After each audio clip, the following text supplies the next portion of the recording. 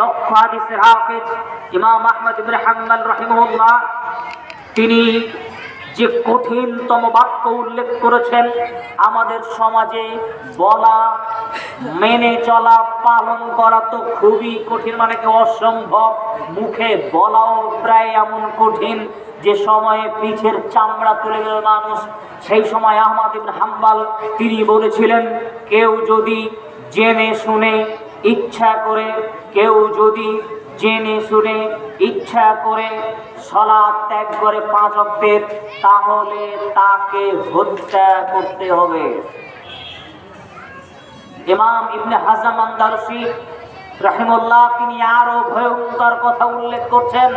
তিনি বলছেন, কেউ যদি 5 ওয়াক্তের নয় 1 ওয়াক্তের নামাজ, 5 ওয়াক্তের নয় 1 ওয়াক্তের নামাজ, এখানে চায়ের দোকানে বসেছিলেন, আজান হচ্ছে মসজিদে, চা পান করছেন, বিড়ি টানছেন, গল্পে মত্ত আছেন, শরীর সুস্থ, কোনো অসুবিধা নেই নামাজ পড়ার, তারপরেও ইচ্ছাকৃতভাবে আপনি মসজিদে সালাত আদায় করলেন না, নামাজ পড়লেন না 1 ওয়াক্তের, ইমাম ইবনে হাজম রাহিমাহুল্লাহ বলছেন তখনই সে ইসলাম পরিত্যাগ করে মুরতাদ হয়ে গিয়েছে। অতএব তাকে ধরে এখন জবাই করে ফেলতে হবে। কয় ওয়াক্তের নামাজ ছাড়লে বললাম? আপনি 40 বছর থেকে নামাজ পড়েন না, খুব সাবধান। ফতোয়া অত্যন্ত কঠিন আছে। আমরা আপনাকে সব কথা বলে বিভ্রান্ত করছি না, বরং আমরা এইসব কথা বলে আপনাকে সালাতের প্রতি আগ্রহী করার চেষ্টা করছি।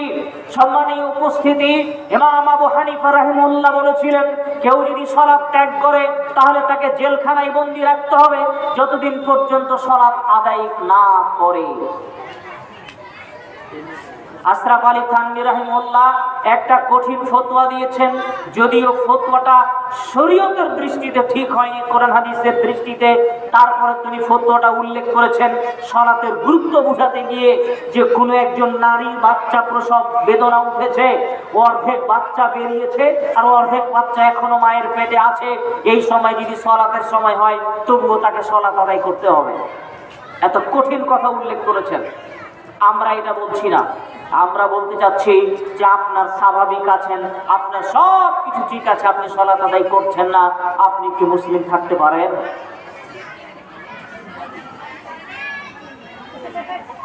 সম্মানীয় উপস্থিতি, সালাত পরিত্যাগকারী আল্লাহ তাআলা বলছেন, আকিমুস সালাহ ফাইন তাবু ওয়া আকামুস সালাহ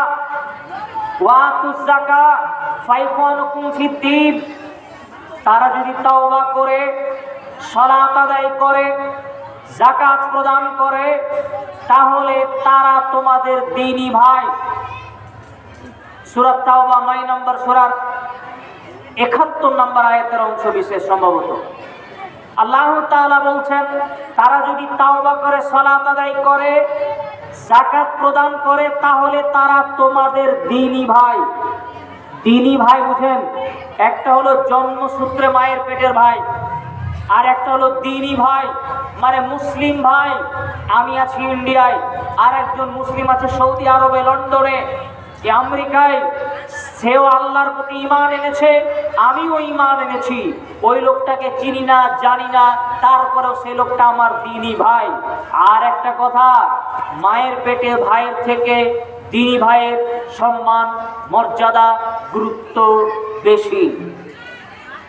আল্লাহ তাআলা বলছেন, তারা যদি সালাত আদায় করে তাহলে তারা তোমাদের দ্বীনি ভাই। তাহলে তারা যদি সালাত আদায় না করে তাহলে কি তারা দ্বীনি ভাই হবে? তাহলে তো দ্বীনি ভাই হচ্ছে না। আমার মায়ের পেটের ভাই, আমার নিজের মায়ের পেটের ভাই, আমার নিজের পিতার ঔরসে জন্ম দেওয়া, আপনার মায়ের গর্ভে ধারণ করা আপনার সহোদর ভাই, আপনার পিতার ঔরসে জন্ম দেওয়া আপনার ভাই, সেই ভাইটা যদি সালাত ত্যাগ করে, 5 ওয়াক্তের নামাজ না পড়ে, সে আপনার দ্বীনি ভাই নয়, সে আপনার দ্বীনি ভাই নয়, সে আপনার দ্বীনি ভাই নয়।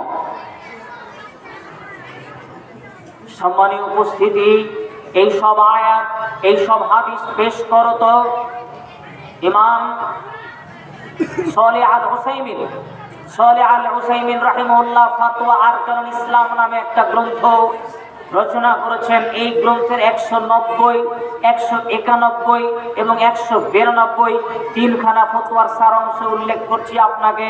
এই তিনটা ফতোয়ার 3 রকম কথা আপনাকে আমি বলছি, শোনেন। তিনটা ফতোয়াতে কথা হলো, এক, বেনামাজি যারা 5 ওয়াক্তের নামাজ পড়ে না তাদের সাথে ছেলে মেয়ের বিয়ে দেওয়া হারাম। কেন হারাম একটু বলছি।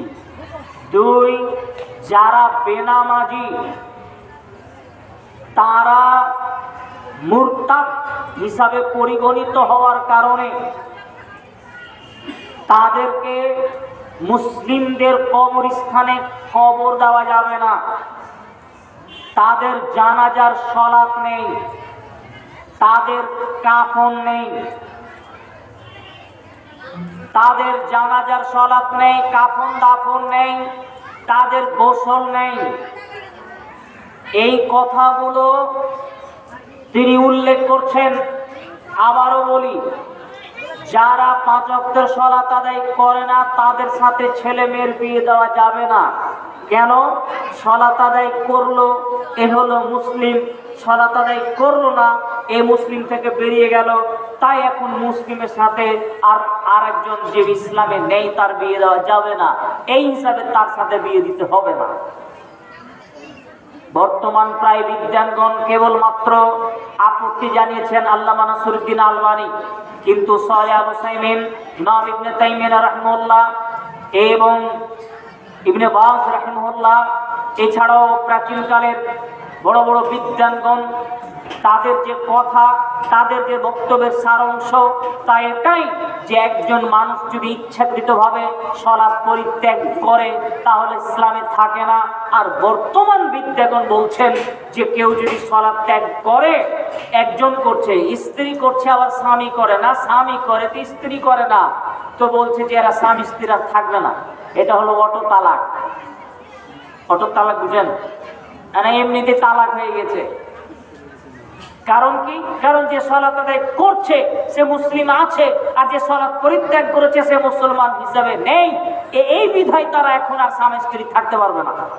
আশ্চর্য ধরনের ফতোয়া। আমরা এত কঠিন কথা আপনাকে বলতে চাইনি, আমরা মূলত আপনাকে সতর্ক সাবধান করতে বলতে যাচ্ছি। সালাত ত্যাগ করে আপনি ভুল করেছেন, সালাত আদায় না করে আপনি পাপ করেছেন। এখন আপনাকে এই গুরুত্ব জানার পরে আপনার উচিত হলো আপনি তাওবা করে ফিরে এসে স্বামী স্ত্রী সহ আল্লাহর কাছে ক্রন্দন করে আল্লাহকে বলবেন, প্রতিপালক আমি 20 বছর 30 বছর 40 বছর থেকে সালাত আদায় করিনি, আমি বুঝতে পারি নাই, অতএব তোমার কাছে আজকে ক্ষমা প্রার্থনা করো তো বলতে যাচ্ছি, তুমি আমাকে ক্ষমা করো, আমি আগামীতে আর জীবনে কোনোদিন সালাত ত্যাগ করব না। ইনশাআল্লাহ আপনার পাপ ক্ষমা হতে পারে, আল্লাহ আপনাকে কবুল করবেন। তওবা করে ফিরে আসতে হবে। সালাত যারা আদায় করে না তাদের শাস্তি, যারা সালাত আদায় করে না তাদের শাস্তি সম্পর্কে আবু হুরায়রা রাদিয়াল্লাহু তাআলা আনহু বলেন, রাসূল সাল্লাল্লাহু আলাইহি ওয়াসাল্লাম বলেছেন, ইন্না আউওয়ালা ইউহাসাবু বিহিল আবদু ইয়াউমাল কিয়ামা, নিশ্চয় কিয়ামতের দিন সর্বপ্রথম বান্দার হিসাব হবে সালাতের। নিশ্চয় কিয়ামতের দিন আল্লাহর সাথে অধিকার বিষয়ে বান্দার হিসাব হবে সর্বপ্রথম সালাতের। ফাইন সালাত সায়র আমালিহি, যদি তার সালাতের হিসাব ঠিক থাকে তাহলে অন্যান্য আমলগুলোকে সঠিক করে দেওয়া হবে, ছাড় দেওয়া হবে।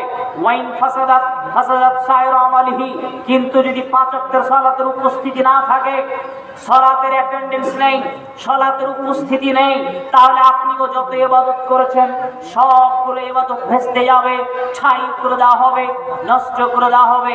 সিলসিলা সহিহা হাদিস নাম্বার 1358। অত্র হাদিসের ভিত্তিতে আমি আপনাকে জোরালো ভাবে দুটি কথা আপনাকে বলছি, শোনেন। আপনি 5 ওয়াক্ত সালাত আদায় করেন না কিন্তু দান করেছেন, সালাত আদায় করেন না অন্য ইবাদত করেছেন, ওই ইবাদতের প্রতিফল এই দুনিয়াতে আপনি কিছু পেয়ে যেতে পারেন, কিন্তু 5 ওয়াক্তের সালাত আদায় না করলে আপনার কুরবানি, আপনার যাকাত, আপনার দান, আপনার অন্য ইবাদত কিয়ামতের মাঠে টিকবে না। 5 ওয়াক্তের সালাত নেই, অন্য ইবাদত আর আপনাকে ওখানে রক্ষা হবে না। এইটা রাসূল সাল্লাল্লাহু আলাইহি সাল্লাম বললেন।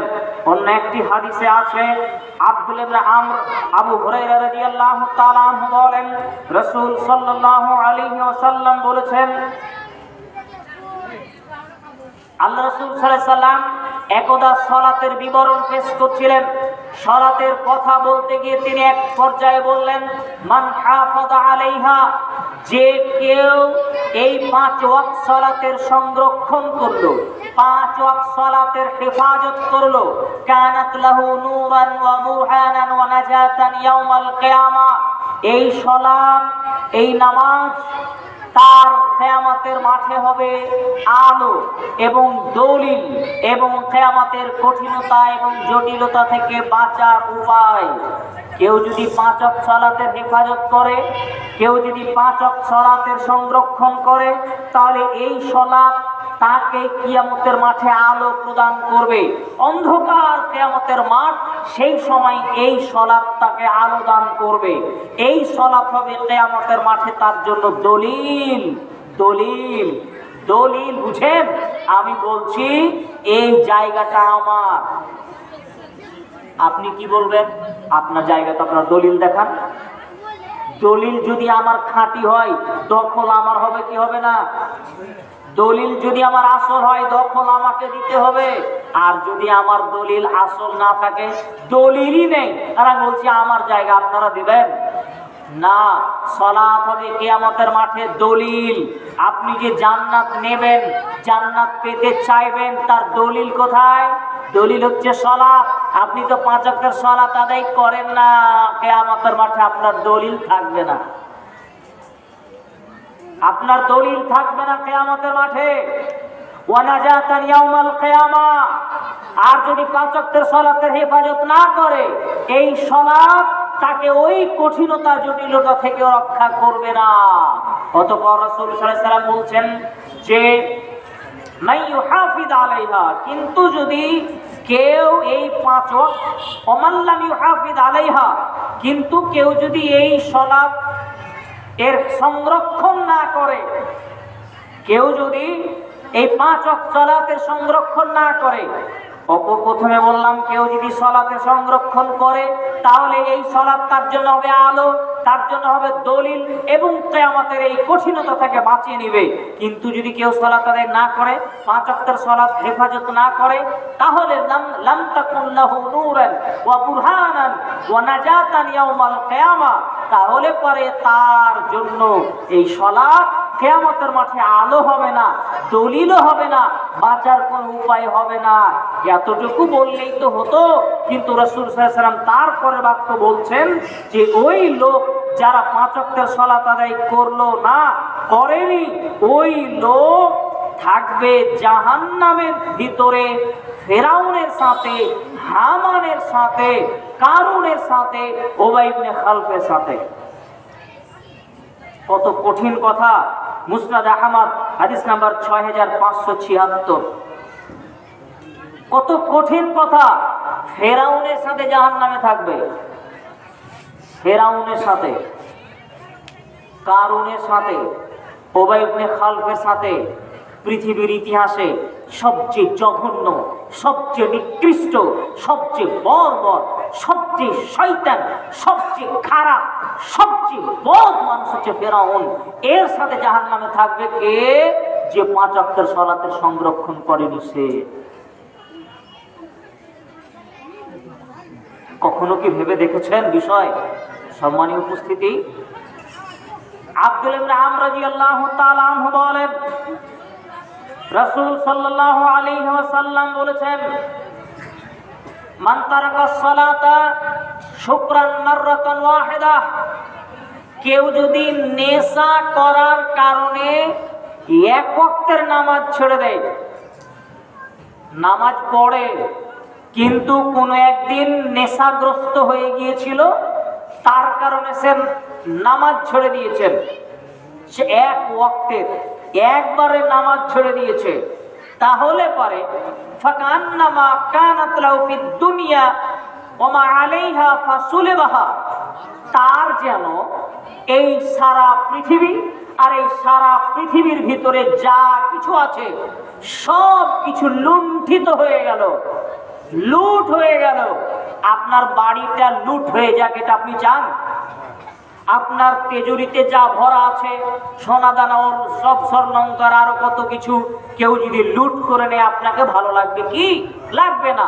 তো এই শুধু বাড়ি নয়, আপনার তেজুরি নয়, আপনার সিন্ধুক বাক্স নয়, সারা পৃথিবী আর সারা পৃথিবীর ভিতরে যা কিছু আছে সব কিছুই যেন লুট হয়ে গেল। কার? ওই লোকটার, যেই লোকটা নেশা হওয়ার কারণে একবার নামাজ ছেড়ে দিয়েছে। এরপরে তিনি বলছেন ওমান তারাকা সালাতা শুকরান আরবা মাররাত, কেউ যদি নেশা করার কারণে 4 বার নামাজ ছেড়ে দিয়েছে, 4 ওয়াক্তের নামাজ পড়ে না এমন নয়, হয়তো নামাজ পড়ে কিন্তু নেশা করার কারণে 4 ওয়াক্তের নামাজ ছুটে গিয়েছে, ছেড়ে দিয়েছে। রাসূল সাল্লাল্লাহু আলাইহি সাল্লাম বলছেন কানা হাক্কান আলাল্লাহি আযজা ওয়া জাল্লা আইয়ুসকিয়াহু মিন তিনাতিল খাবার, তাহলে ওই লোককে তিনাতুল খাবাল পান করানো এটা আল্লাহর জন্য অপরিহার্য হয়ে যায়। কেউ যদি নেশা করার কারণে 4 ওয়াক্তের নামাজ ছেড়ে দেয়, আল্লাহর জন্য এটা অপরিহার্য হয়ে যায় যে আল্লাহ তাকে তিনাতুল খাবাল পান করাবেন, আল্লাহ তাকে তিনাতুল খাবাল পান করাবেন। কিলা, সাহাবীরা জিজ্ঞাসা করলেন আল্লাহ রাসূল ওমা তিনাতুল খাবাল, তিনাতুল খাবালটা কি জিনিস? রাসূল সাল্লাল্লাহু আলাইহি সাল্লাম বললেন উসারাতু মিন আহলি জাহান্নাম, তিনাতুল খাবাল হচ্ছে জাহান্নামীরাকে যে জাহান্নামে পুরানো হবে, তো জাহান্নামে পুড়ে পুড়ে তাদের শরীর থেকে যে রক্তরস পুঁজগুলো জমা হয়ে হয়ে থাকবে, এই টকবগে ফুটন্ত রক্ত পুঁজ, এটা হলো তিনাতুল খাবাল। এই টকবগে ফুটন্ত রক্ত পুঁজগুলো যে ব্যক্তি নেশা করার কারণে 4 ওয়াক্তের নামাজ ছেড়ে দিয়েছে তাকে পান করানো হবে। মুসনাদে আহমদ হাদিস নাম্বার 6659। কত ভয়ঙ্কর কথা আমি আপনাদের সামনে বললাম। সম্মানীয় উপস্থিতি, বিধায় আপনাদের সামনে অনুরোধ করে বলতে চাচ্ছি, সালাত আদায় অভ্যস্ত হন। সম্মানীয় উপস্থিতি,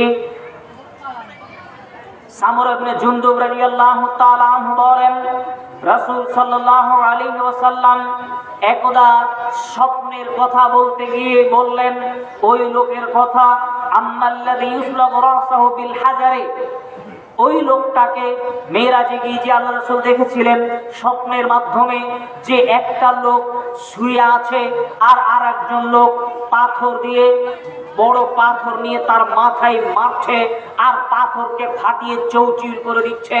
আল্লাহ রাসূল সেই ব্যক্তির কথা বলছেন যে একজন ব্যক্তি শুয়ে আছে আর একজন ব্যক্তি পাশে পাথর নিয়ে তার মাথায় সজোরে আঘাত করছে, মাথা ফেটে চৌচির হয়ে যাচ্ছে, পাথর আবার কুড়িয়ে নিয়ে আসছে, আবার তার মাথাতে মারছে, আঘাত করছে। ওই লোকটা হচ্ছে কে? ওই লোকটা হচ্ছে সেই ব্যক্তি ইয়াখুদুনাল কুরআনা ফায়ুরফিসুহু ওয়া ইয়ানামু আনিস সালাতিল মাকতুবা। ওই লোকটা হচ্ছে সেই লোক যে কোরআন পড়তে শিখার পর কোরআন ছেড়ে দিয়েছে, কোরআন পড়তে শিখলো, তারপরে কোরআন পড়তে ভুলে গেল, কোরআনের চর্চা করলো না, এবং ওয়া ইয়ানামু আনিস সালাতিল মাকতুবা, আর 5 ওয়াক্তের সালাত ত্যাগ করে ঘুমিয়ে থাকে। ফরজ সালাত ত্যাগ করে যে ঘুমিয়ে থাকে, ফরজ নামাজ ছেড়ে দিয়ে ঘুমিয়ে থাকে, এই লোককে পাথর দিয়ে তার মাথা ফাটিয়ে চৌচির করা হচ্ছে। সহিহুল বুখারী হাদিস নাম্বার 1143। সম্মানীয় উপস্থিতি, এই যে হাদিস আপনাকে আমি পাঠ করে বললাম, আপনি এবার বলেন, আপনি তো ঘুমিয়েও ছিলেন না, আপনি পাগলও নন, আপনি স্বেচ্ছায় ইচ্ছাকৃতভাবে আপনি সালাত ত্যাগ করে বসে থেকে সালাত ত্যাগ করছেন। আপনার অবস্থা কত দুর্বিষহ, আপনার অবস্থা কত কঠিন হতে পারে, এটা আপনি নিজে বিবেক বিবেচনা করুন। সম্মানীয় উপস্থিতি, আল্লাহ তাআলা বলছেন, ফি জান্নাতিন ইয়াতাসাআলুনা আনিল মুজরিমিন মা সালাকাকুম ফি সাকার ক্বালু লাম নাকু মিনাল মুসাল্লিন। সেদিন জান্নাতি ব্যক্তিরা জাহান্নামীরাকে জিজ্ঞাসা করবে, জান্নাতি ব্যক্তিরা জাহান্নামীদের জিজ্ঞাসা করবে, হাই হাই করেছো কি করেছো তোমরা দুনিয়ায়? এই সাকার নামক জাহান্নামে আসলে কেন? কি করেছিলে দুনিয়ায়? এত কঠিন ভয়ঙ্কর জাহান্নামে আসলে কেন? সেই দিন তখন তারা উত্তর যেটা দিবে, প্রথম যেটা উত্তর জাহান্নামীরা দিবে, তারা বলবে যে আমরা নামাজ পড়তাম না। এটা ছিল তাদের প্রথম উত্তর। এই আয়াত প্রমাণ করে। সূরা মুদাসসির 40 থেকে নিয়ে 43 নম্বর আয়াত পর্যন্ত আপনি পড়ুন। আল্লাহ সুবহানাহু ওয়া তাআলা এই আয়াত দিয়ে আমাদের স্পষ্ট জানিয়ে দিচ্ছেন যে নামাজ না পড়লে তার থাকার জায়গা জাহান্নাম। নামাজ না পড়লে কোথায়? থাকার জায়গা জাহান্নাম। এরপরেও সালাত আদায় করতে এত অবহেলা কিসের? সম্মানীয় উপস্থিতি, আপনি মুসলিম হিসাবে পরিচিতি দেওয়ার জন্য, আপনাকে ইহকালে পরকালে নাজাত পাওয়ার জন্য সালাত আদায় করতে আপনি বাধ্য। পরিশেষে আল্লাহ তাআলার কাছে দোয়া রাখবো, হে আমাদের প্রতিপালক, তুমি আমাদেরকে সালাত আদায় করার তৌফিক দান করো। আল্লাহুম্মা আমিন। এই বলে আজকের আলোচনা শেষ করছি। আসসালামু আলাইকুম ওয়া রাহমাতুল্লাহি ওয়া বারাকাতুহু।